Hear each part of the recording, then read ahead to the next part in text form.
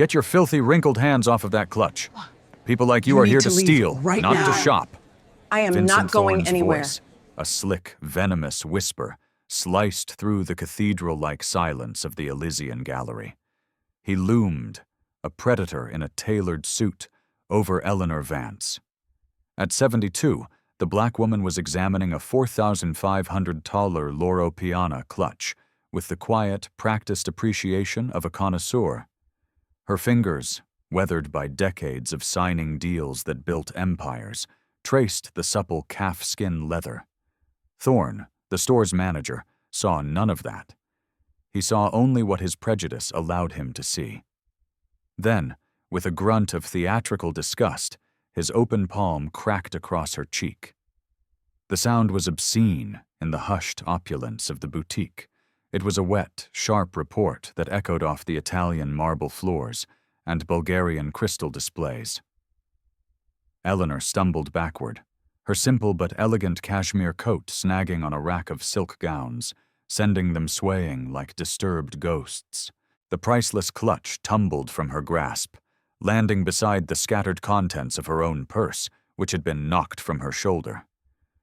Her world spun for a second, a kaleidoscope of bright lights and shocked faces, the air filled with the coppery taste of blood from her lip. "Worthless old thief," Thorne spat, his face a mask of smug satisfaction. He punctuated the insult with a vicious kick to her Audemars Piguet watch, sending the $60,000 timepiece skittering across the polished floor. A small stack of business cards, embossed with the minimalist logo of the Vance Sovereign Trust, slid silently under a display of designer scarves. Her phone, a nondescript model she preferred for its security, buzzed insistently on the cold marble. A missed call from J.P. Morgan Private Bank. It was the fourth one. A circle of silence and horror radiated from the impact. 23 shoppers, a mix of Chicago's elite and wide-eyed tourists on the Magnificent Mile, stood frozen. A few teenagers, their reflexes honed by a life lived online, lifted their phones instinctively. High above, invisible and impartial, the store's security cameras recorded every brutal, high-definition second of what would soon become a global incident. Eleanor slowly brought her trembling fingers to her split lip, studying the crimson smear with a strange, detached curiosity. It was as if she were observing a chemical reaction, not a personal violation. When she finally spoke, her voice was unnaturally calm, imbued with a chilling serenity that was far more terrifying than any scream. "Are you absolutely, 100% certain about this decision, son? Have you ever had the privilege of watching a man detonate his entire world with a single, ugly moment of hate? Because I promise you, it's a sight you will never forget." 17-year-old Maya Chen had been filming a Get Ready With Me video for her TikTok followers when the commotion erupted behind her. And now, her phone's camera, still streaming live, was capturing something far more explosive than makeup tips. "Oh my God, guys, you are not going to believe this," she whispered into her phone's microphone, her voice trembling. "This manager at the Elysian Gallery in Chicago just slapped an elderly black woman." Her phone shook as she zoomed in on the scene. The viewer count on her live stream leaped from a meager 12 to over 2,300 in less than 30 seconds. Comments began flooding the screen. "This is real. This is happening right now," she stammered, caught between the roles of witness and narrator. The red welt on Eleanor's cheek was beginning to bloom, a violent crimson flower against her dark skin. She knelt with a slow, deliberate grace that defied the humiliation inflicted upon her, gathering her scattered belongings with methodical precision. Vincent Thorne stood over her, his arms crossed, playing the role of vanquisher for his captive audience. "You all saw it," he announced to the boutique, his voice booming with false authority. "She was trying to slip that clutch into her bag. These people, they always think they can get away with it. A middle-aged woman, dripping in diamonds that suddenly seemed tasteless, clutched the pearls at her throat. "Well, I was wondering why she was in here." Her voice carried the casual cruelty of someone who had never once had her presence in a room questioned. They should really check her bag for other things. Eleanor's fingers, steady now, found her first-class boarding pass among the debris of her life, spilled on the floor. The gold lettering gleamed under the gallery's spotlights. Vance, Eleanor, Private Aviation Services. She folded it carefully, a small, secret smile touching her lips, and slid it into her coat pocket. "Ma'am, you need to leave the premises immediately." The assistant manager, Heather Lang, emerged from behind a glass counter, her voice sharp and dripping with a counterfeit authority she clearly relished. "We do not tolerate shoplifting in this establishment." "I haven't stolen a single thing," Eleanor replied, her voice still quiet but now laced with something hard as steel. Her hand retrieved her black American Express Centurion card from beneath a silk scarf where it had landed. Heather Lang let out a laugh, a harsh, ugly sound that shattered the boutique's fragile elegance. "Right. As if you could afford anything in this store." She snatched the card from Eleanor's hand, a blatant act of theft in itself. She examined it with theatrical skepticism, holding it up to the light as if it were a cheap forgery.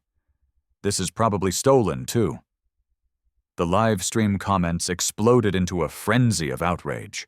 "OMG, call 911. This is a hate crime. She is bleeding. Where is security?" Elysian assault. Maya's viewer count rocketed past 9,000. She had never seen anything go viral this fast. It was like watching a digital wildfire catch and spread in real time. "Sarah, it's Eleanor." Every head in the boutique turned. Eleanor had somehow retrieved her phone and activated the speaker. The volume was high enough for the entire store to hear the crisp, professional voice on the other end. The caller ID, had anyone been close enough to see it, would have read J.P. Morgan Private Bank. "I'm running a few minutes late for the Aurelian acquisition meeting. Something unexpected has come up at the Elysian Gallery location." Vincent Thorne's confident smirk faltered for the first time. A cold worm of doubt began to squirm in his gut. The timing felt wrong, too perfect. But it had to be a bluff. Old women made up fantastical stories when they were cornered. Everyone knew that. "Mrs. Vance?" The voice from the phone was sharp, imbued with the unmistakable authority of people who manage billions. "Is everything all right? The helicopter is waiting at the downtown heliport. Mr. Croft is getting impatient." Eleanor's finger hovered over the speaker button, her gaze locked on Thorne's face. Her swollen lip made speaking difficult, but her words emerged with crystalline clarity. "I'm experiencing some significant difficulty with the local management team. They seem to hold the rather firm conviction that I am here to steal merchandise rather than to potentially invest several $100 million in their parent company." A profound silence stretched through the boutique, thick and heavy as a shroud. Heather Lang still clutched the black card, her knuckles bone-white against the metal's obsidian surface. The weight of it suddenly felt immense. "Shall I inform Mr. Croft that the acquisition timeline may need to be adjusted?" Sarah's voice cut through the silence with boardroom precision. "Not just yet," Eleanor replied, her eyes boring into Thorne's, watching the dawning horror on his face. "I'm still in the process of gathering critical information regarding their customer service standards." Near the entrance, a man in a Zegna suit lowered his Wall Street Journal. Something in Eleanor's tone had shifted dramatically, from victim to evaluator. He discreetly pulled out his own phone and began recording. The doors to the back office burst open, and Brenda Sterling, the store director, clicked across the marble floor, her heels sounding like frantic gunshots. She surveyed the scene in a single, sickening glance. Eleanor on her knees, a smear of blood on her lip, her possessions scattered across the floor, and more than 20 customers with their phones raised like a firing squad. What in God's name happened here?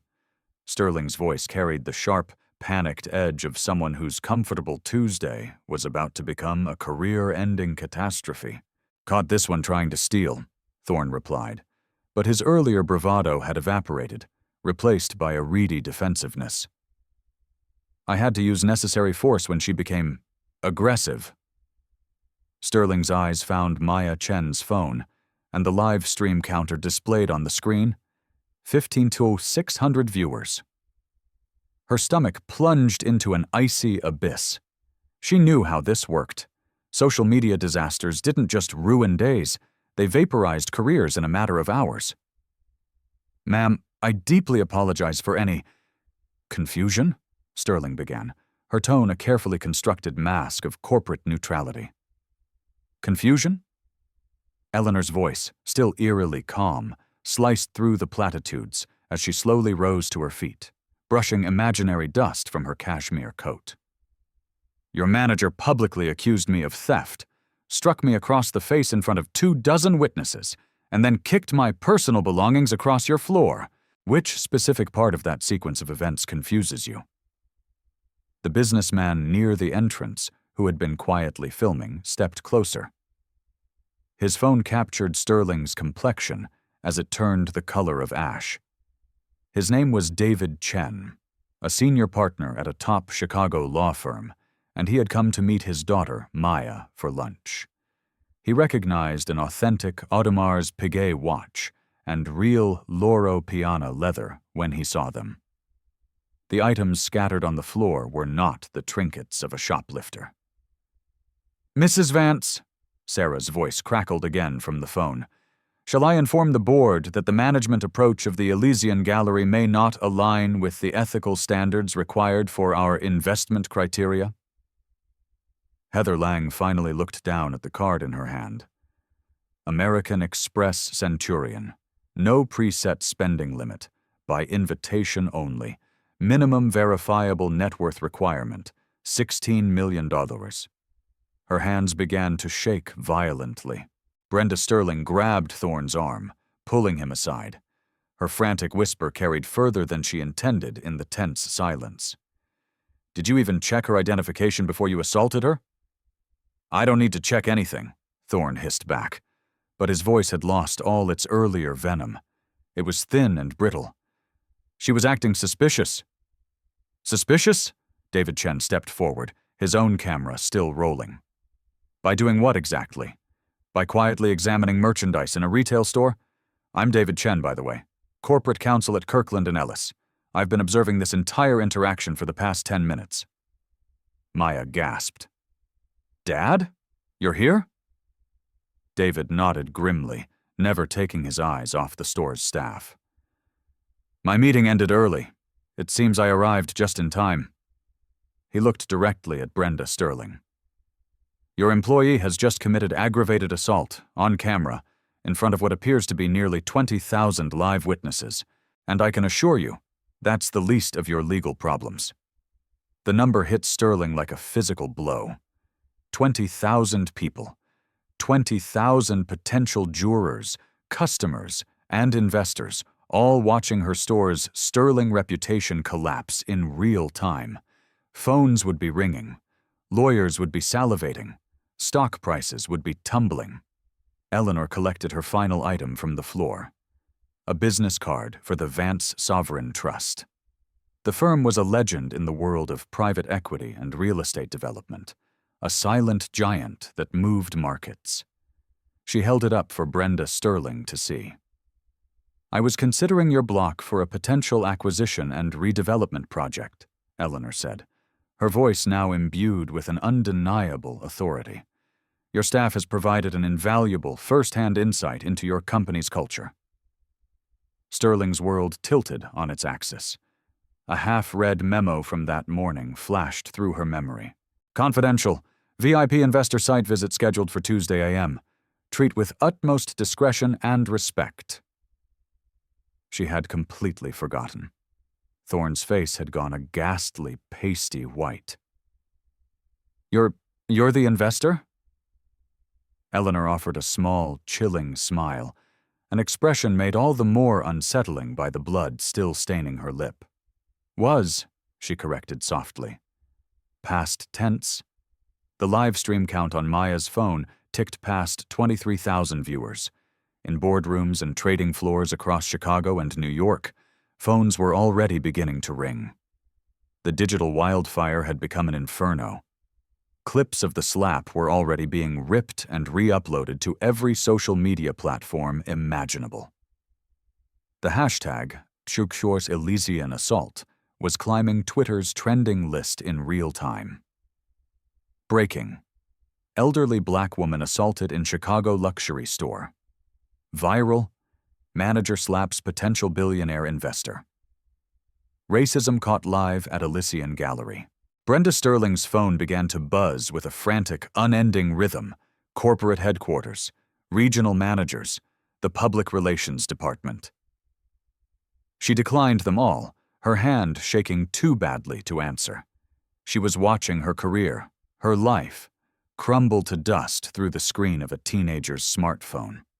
"Sarah, please hold for a moment," Eleanor said, ending the speakerphone call. She tucked the device back into her coat pocket with the deliberate calm of a chess master who sees the checkmate 10 moves ahead. "I'd like to observe how this situation develops locally." Vincent Thorne's panic was now a palpable force, radiating off him in waves. Sweat beaded on his forehead, stark against his pallid skin, despite the boutique's perfectly climate-controlled air. The woman he'd dismissed as a piece of human trash was speaking to J.P. Morgan about multi-million-dollar acquisitions and helicopters.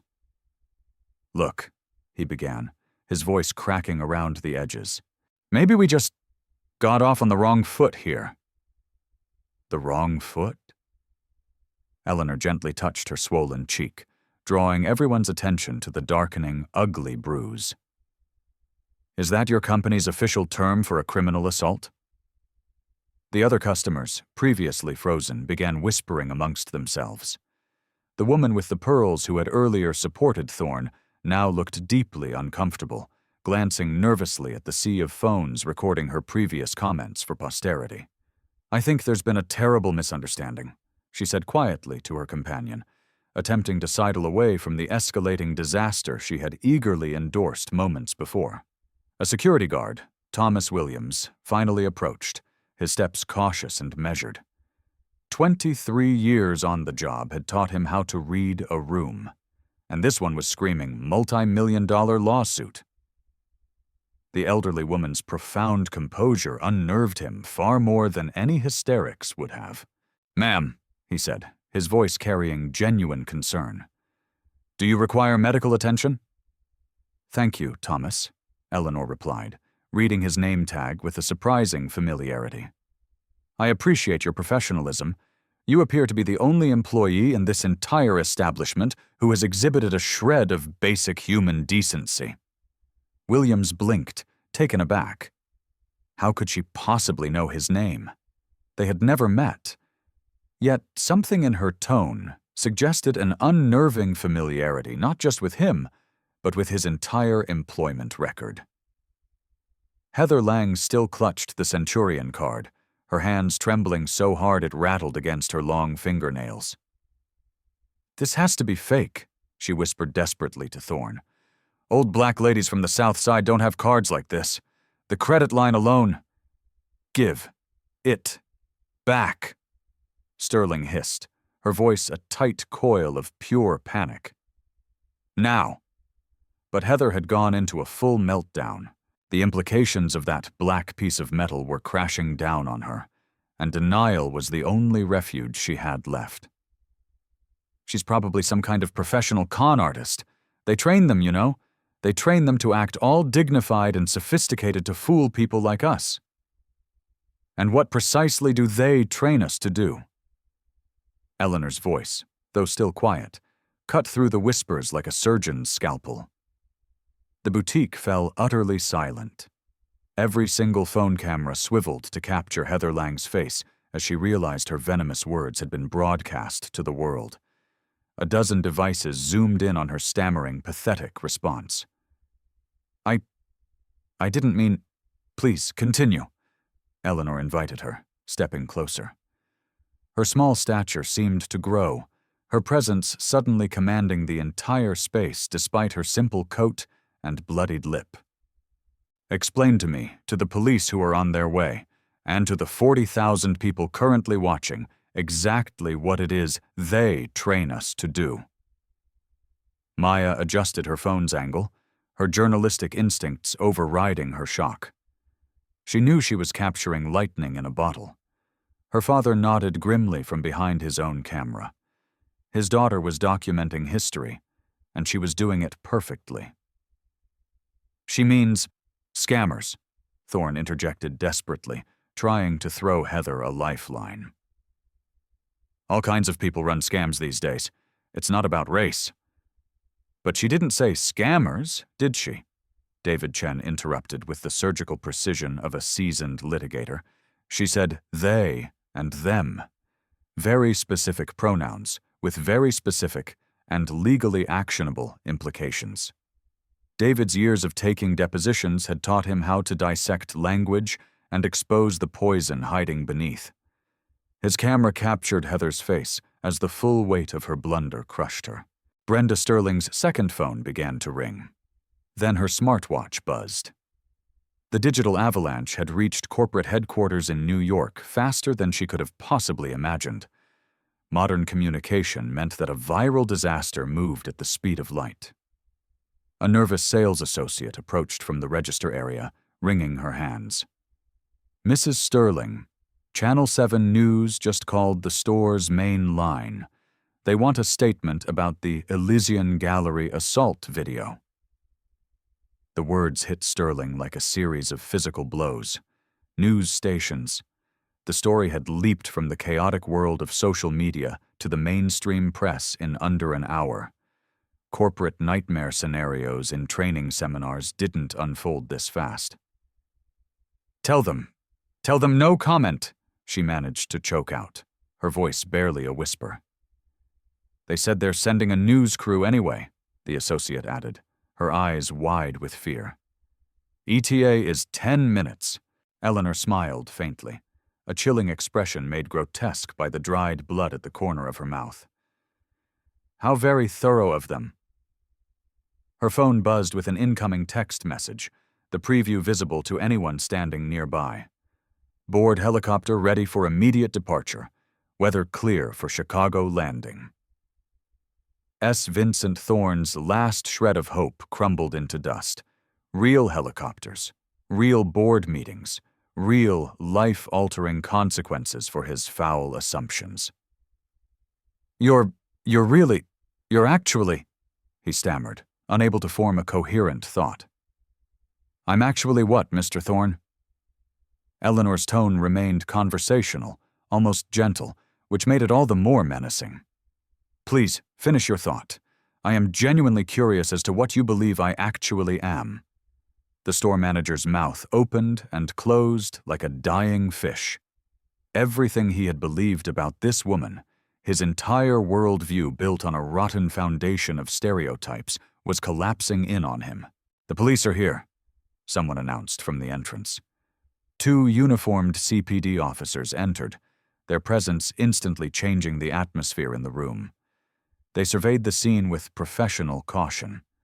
The older officer, a seasoned sergeant named Martinez, immediately noted the dozens of phone cameras, the visible blood on Eleanor's lip, and the tension crackling through the expensive air like static electricity. We received multiple 911 calls reporting an assault in progress, Martinez announced, his voice carrying the calm authority of a man who had seen it all. False alarm, officer, Thorne said quickly, desperation making his voice high and thin. Just a small customer service misunderstanding that got a little out of hand. Excuse me, Eleanor interrupted politely. Officers, my name is Eleanor Vance. This man, she pointed a steady finger at Thorne, struck me across the face approximately 20 minutes ago. The incident was recorded by multiple witnesses and is, I believe, still being broadcast live to an audience of over 40,000 viewers. She gestured toward Maya's phone, which was indeed still streaming to an audience that was growing by the second. What do you think should happen to this manager? Let me know in the comments right now. And if you believe in justice, if you believe this kind of behavior needs to be punished, hit that subscribe button, because you will not believe what happens next. This is where the story goes from a viral moment to a legend.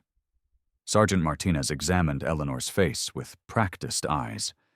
The swelling was fresh and consistent with a powerful, open-handed slap. The blood on her lip had now dried to a dark crust. He noted the absence of any defensive wounds on her hands, suggesting she hadn't fought back or escalated the violence in any way. "Sir, I'm going to need to see some identification," Martinez addressed Thorne directly. "This is harassment," Heather Lang interjected, her voice shrill with panic. "She was the one shoplifting. We had every right to—" "Ma'am, I wasn't speaking to you." Martinez's tone was flat and cold, cutting her off instantly. "And for future reference, assault is never justified by a suspicion of shoplifting. Sir, identification now." Thorne fumbled for his wallet, his hands shaking so badly he nearly dropped it twice. Brenda Sterling stepped forward, her corporate damage control instincts finally kicking in despite her profound shock. "Officers, I'm Brenda Sterling, the store director. Perhaps we can handle this matter internally through our official corporate channels." "Ma'am, assault is a criminal matter, not a corporate one," the younger officer, Patrolman Rodriguez, replied firmly. "We don't handle criminal matters internally. That's what the courts are for." Eleanor's phone rang again. She answered it on speaker, the volume deliberately high enough for everyone in the hushed boutique to hear. "Eleanor, this is Julian Croft." The voice that filled the room was deep, resonant, and carried the unmistakable weight of a man who sat at the head of a very large table. "I'm watching the live stream with the entire board right now. Are you seriously injured?" Croft. Brenda Sterling's blood turned to ice water.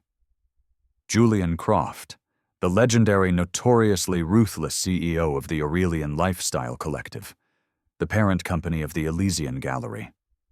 The man who could end a career or an entire division with a single terse email. "I'm quite all right, Julian," Eleanor replied, her calm a stark contrast to the panic gripping everyone else. "Your Chicago store has simply provided a most educational experience in customer relations."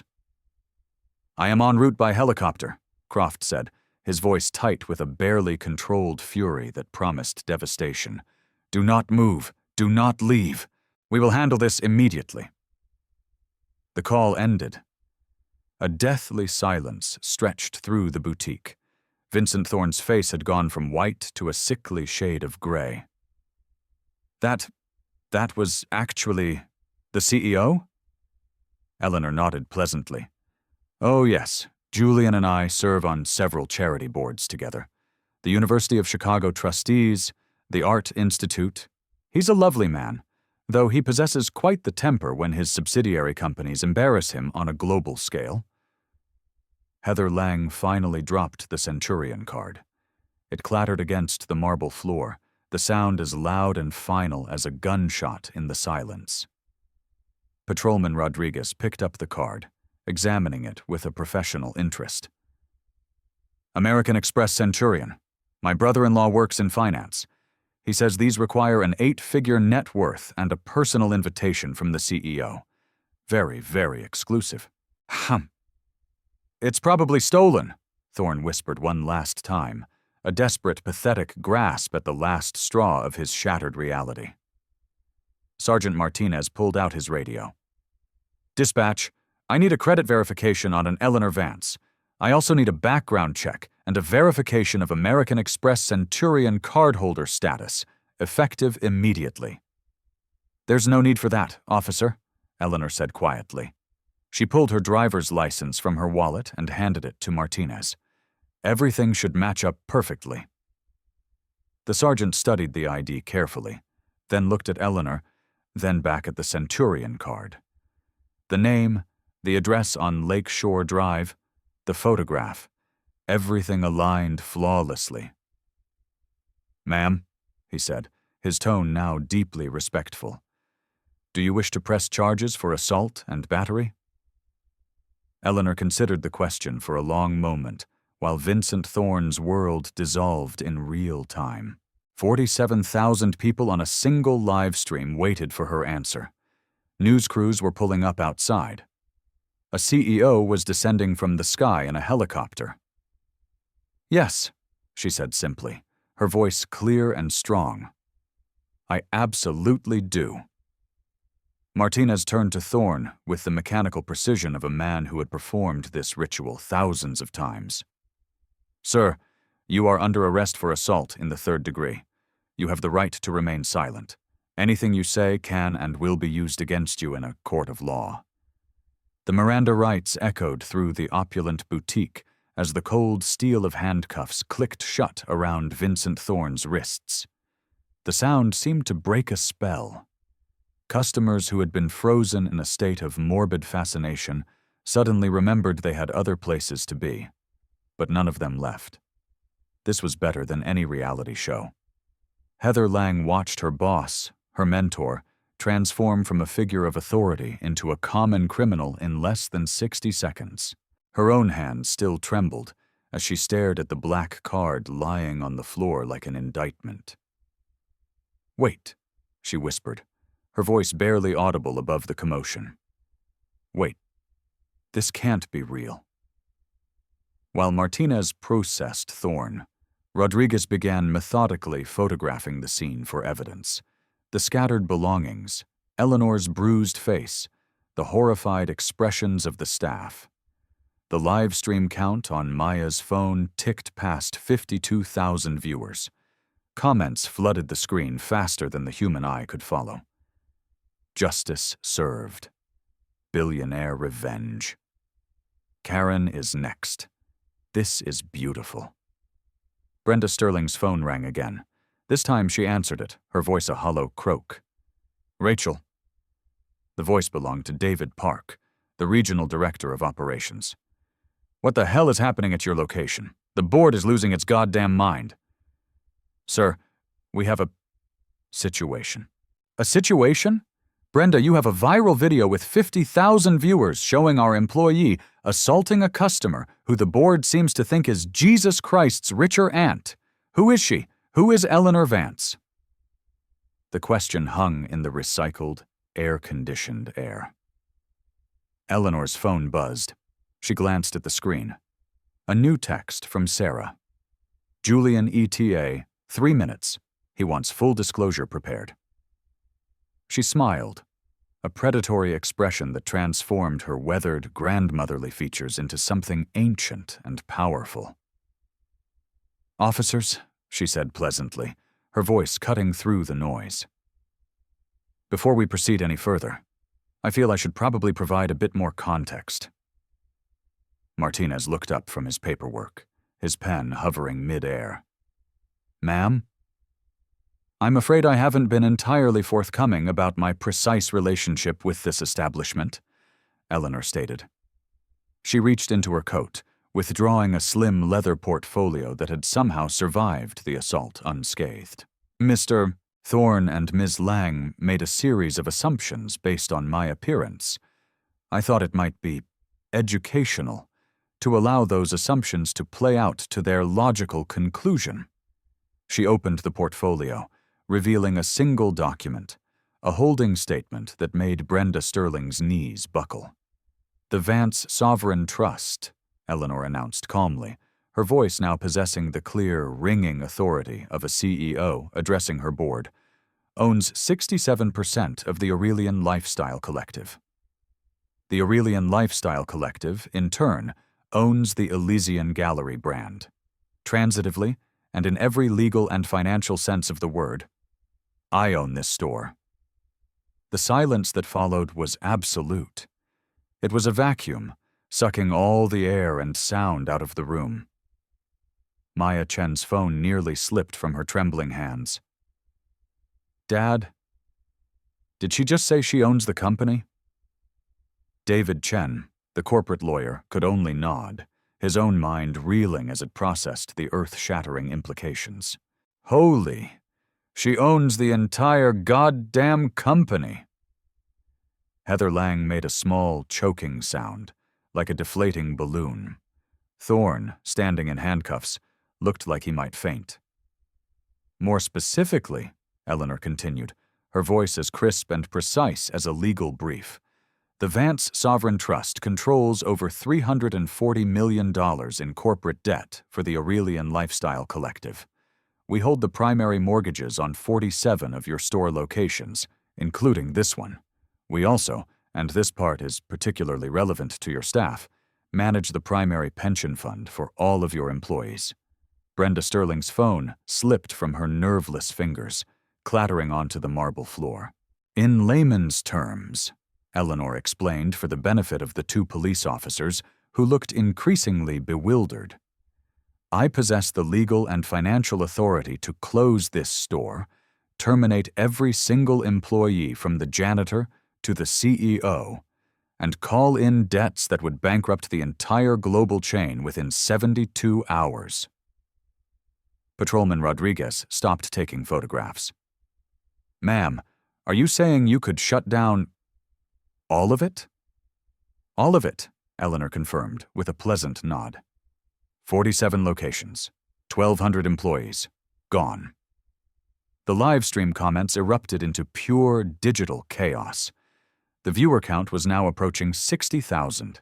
News outlets were already running breaking news banners with her name, billionaire owner assaulted in her own store. But why? Heather whispered, her voice cracking with despair. Why didn't you just say something? Why would you let us?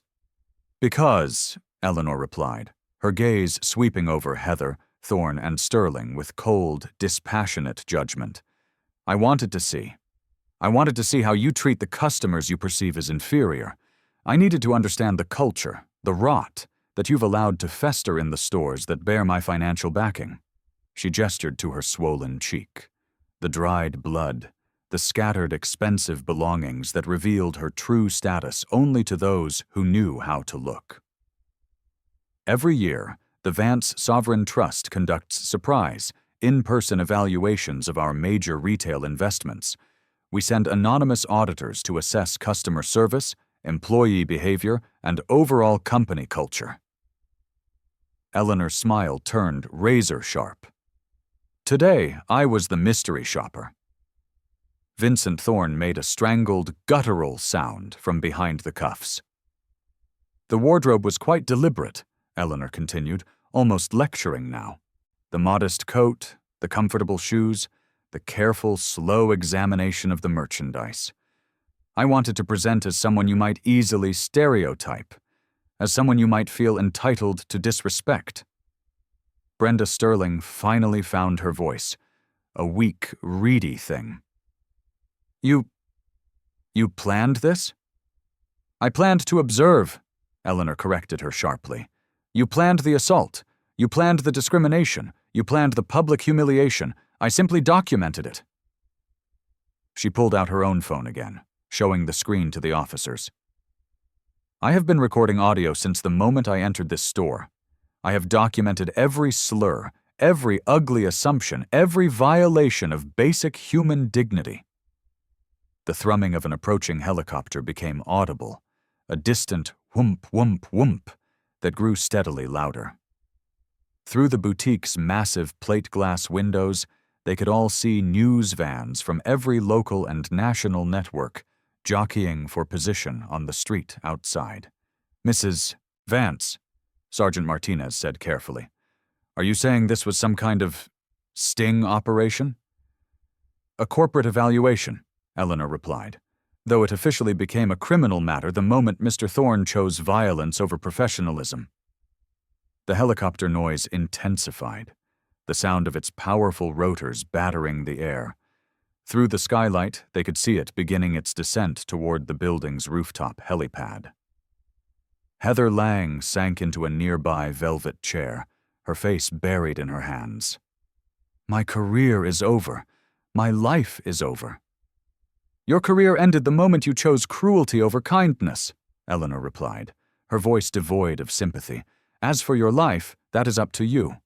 But I can assure you, you will never work in retail or any customer-facing role again. Brenda Sterling's second phone started ringing. Then her smartwatch buzzed. Then the store's main landline began to shriek. The corporate tsunami had made landfall. "How much power do you actually have?" Patrolman Rodriguez asked, his professional curiosity momentarily overcoming his protocol. Eleanor considered the question. "The Vance Sovereign Trust has a net valuation of approximately $2.3 billion.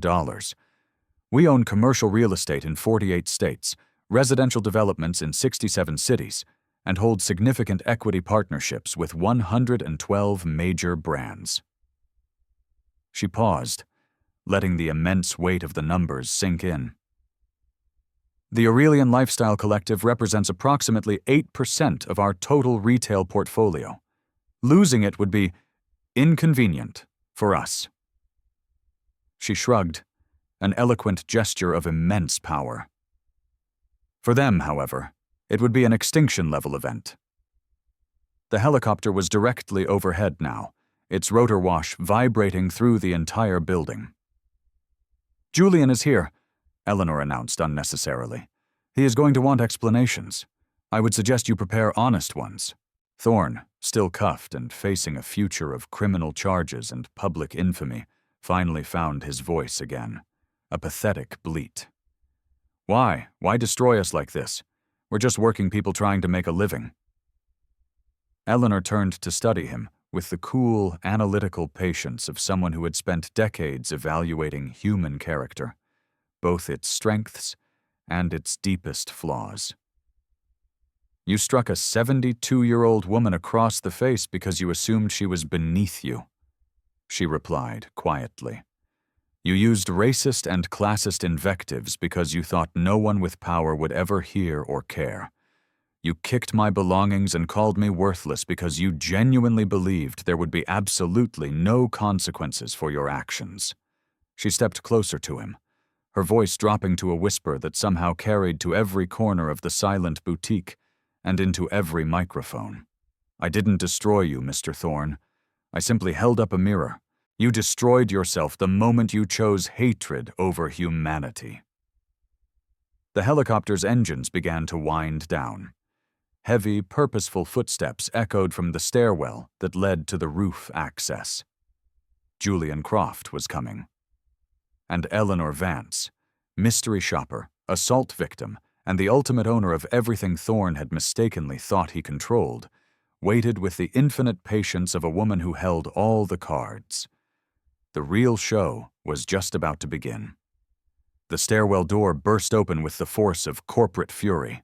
Julian Croft entered the boutique like a financial hurricane, 6'2", with a mane of silver hair, wearing a hand-tailored Brioni suit that cost more than Thorne's car. His face was a mask of controlled rage, the face of a CEO watching his company's stock price crater in real time on his phone.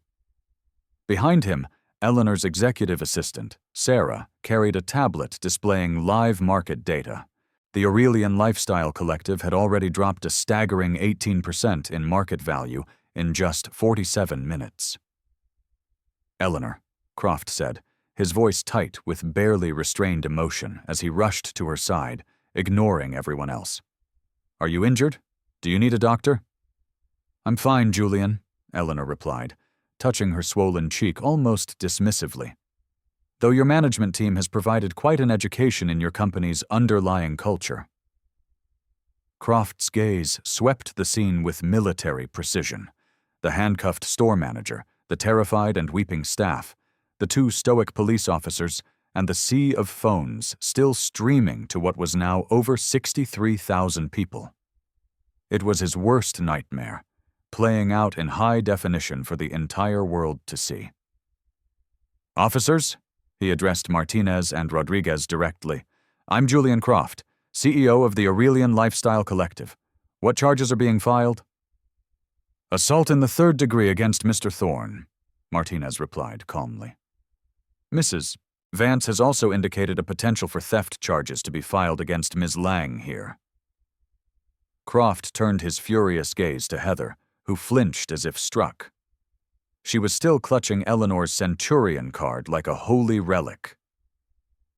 "You took her credit card?" I thought it was stolen," Heather whispered, her voice barely audible. "You thought a 72-year-old woman stole an American Express Centurion card that requires a $16 million minimum net worth?" Croft's voice carried the scathing precision of a prosecutor's cross-examination. Heather had no answer. She could only weep. Sarah approached Eleanor with professional efficiency. "Mrs. Vance, the board is monitoring the situation from the emergency session. Legal has prepared 3 potential scenarios for damage control." "There will be no damage control, Sarah," Eleanor replied firmly. "There will be full transparency. There will be complete accountability." She then turned, locating Maya Chen's phone in the crowd, and addressed the live stream directly, her presence commanding and absolute. "Ladies and gentlemen, my name is Eleanor Vance. I am the founder and CEO of the Vance Sovereign Trust. What you have witnessed here today is not just an assault. It represents a fundamental and catastrophic failure of corporate leadership and basic human decency." The comment stream exploded. The viewer count shot past 71,000. The Vance Sovereign Trust controls significant equity positions in retail, hospitality, and real estate sectors across North America, she continued, her voice strong and clear. "Our investments generate employment for over 15,000 people and serve millions of customers annually." Croft watched in a state of horrified fascination as Eleanor transformed from his assaulted friend into a corporate commander seizing complete control of the narrative. This was why she had built an empire from nothing. "Today's incident," she declared, "reveals a systemic rot within companies we have entrusted with our capital. A rot that requires immediate, radical, and comprehensive solutions." Brenda Sterling, the store director, finally found her voice.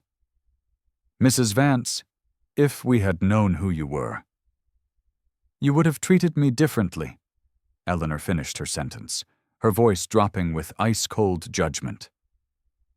"That is precisely the problem, Ms. Sterling.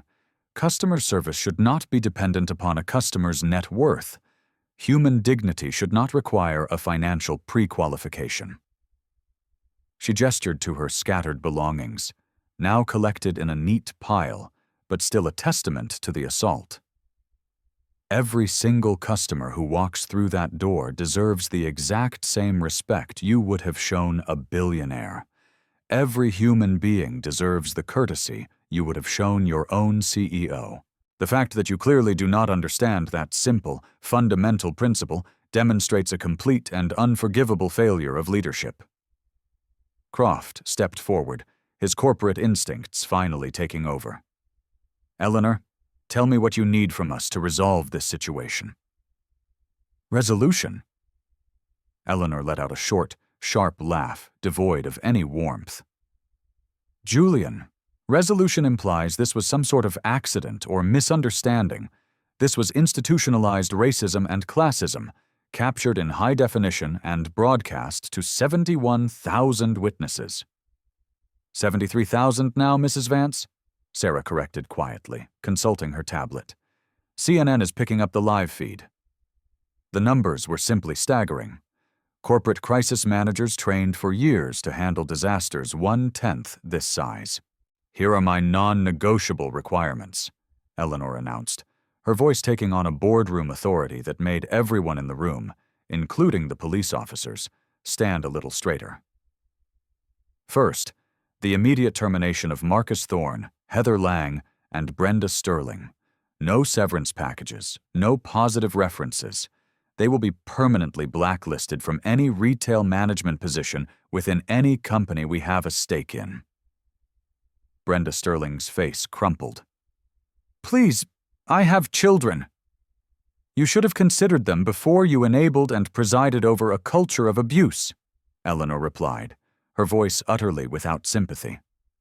"Second, A public corporate apology from you, Julian, acknowledging systemic racism within your company and pledging comprehensive, measurable reform. This apology will reference today's assault specifically and accept full corporate liability for the criminal conduct of your employees. Croft nodded grimly.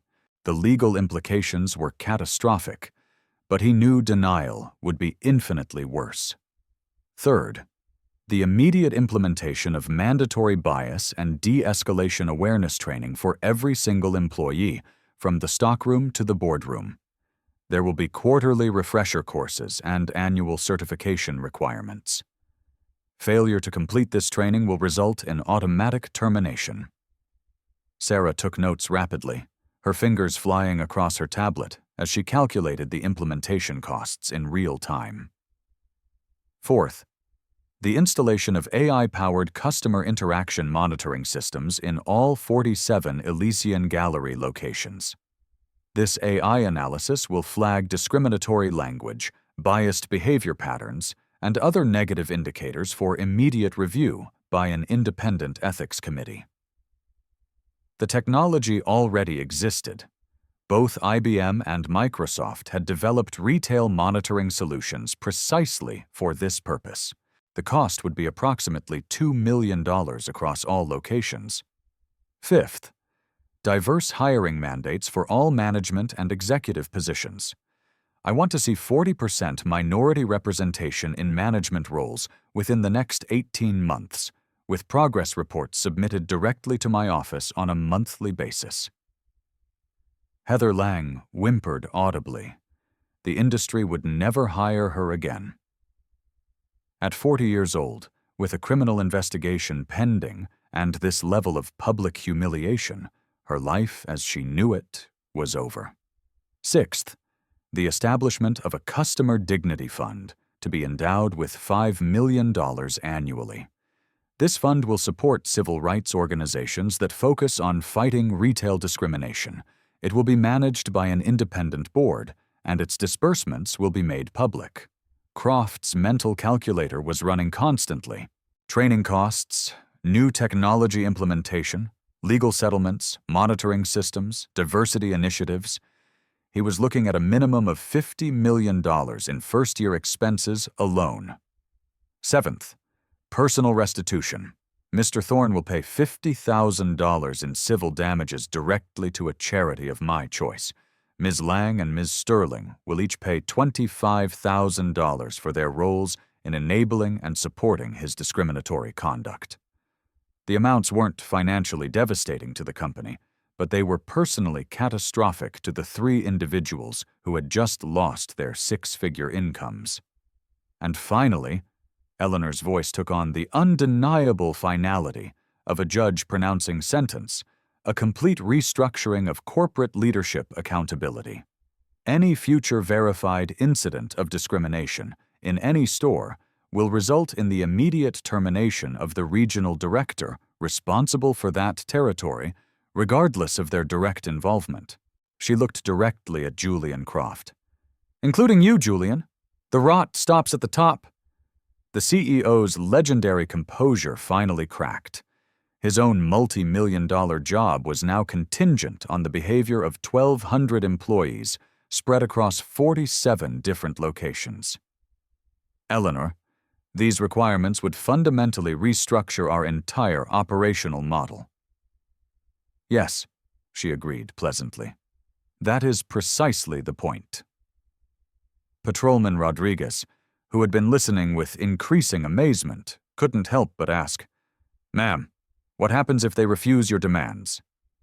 Eleanor smiled, and everyone in the boutique felt the temperature drop 10 degrees. Then the Vance Sovereign Trust would immediately recall its $340 million in corporate debt. The Aurelian Lifestyle Collective would be forced to declare Chapter 7 bankruptcy within 72 hours. All 47 Elysian Gallery locations would be shuttered permanently. 1,200 employees would lose their jobs.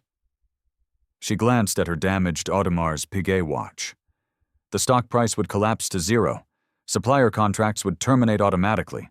Real estate leases would default simultaneously. The live stream audience had swelled to 84,000 people. Financial news networks were now running continuous coverage.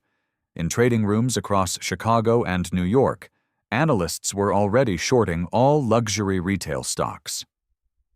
Alternatively, Eleanor continued smoothly, full and immediate compliance with all of my requirements allows the business to continue operating. Employees keep their jobs. Shareholders maintain their investments. Everyone wins, except those who choose to practice discrimination over professionalism. Julian Croft realized he was witnessing a masterclass in corporate warfare. Eleanor had flawlessly maneuvered him into a position where total, unconditional surrender was his only viable option. "What's your timeline for implementation?" he asked, the words tasting like ash in his mouth. He had already lost. 2 hours for the personnel terminations and the public apology. 30 days for the training program implementation. 90 days for the technology installation. 6 months to see meaningful progress on the diversity hiring initiatives.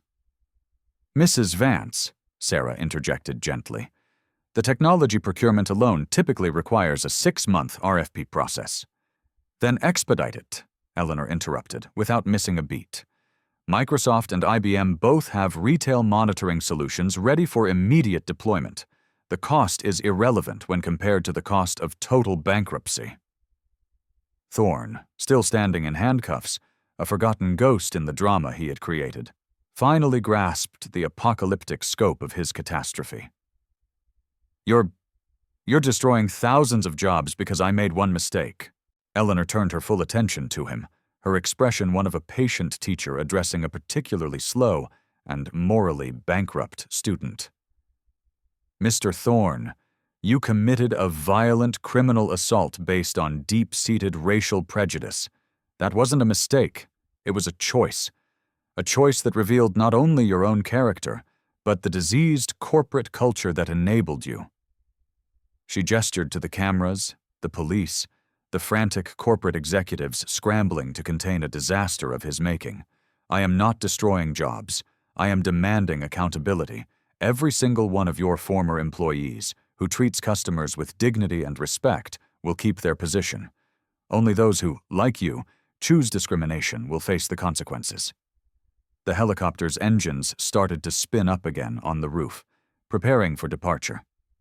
"Julian," Eleanor said, her tone returning to one of brisk business formality. "I need your answer. Full compliance or corporate liquidation? You have 60 seconds to make your decision." Croft looked around the decimated boutique. He saw the police officers, the viral live stream that was now being broadcast on national television, the disgraced employees whose careers had just ended, the reporters and news vans gathering outside like vultures. He thought about his 1,200 employees, their families, their mortgages, their children's college funds.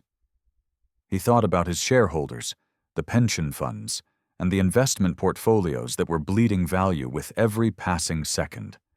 And most of all, he thought about Eleanor Vance's legendary ironclad reputation for never, ever bluffing. "Full compliance," he said quietly, the words of a defeated king. Eleanor nodded once, a gesture of deep satisfaction. "An excellent choice. Sarah will coordinate the implementation details with your legal team." She collected her belongings with a dignified precision, then paused at the bout,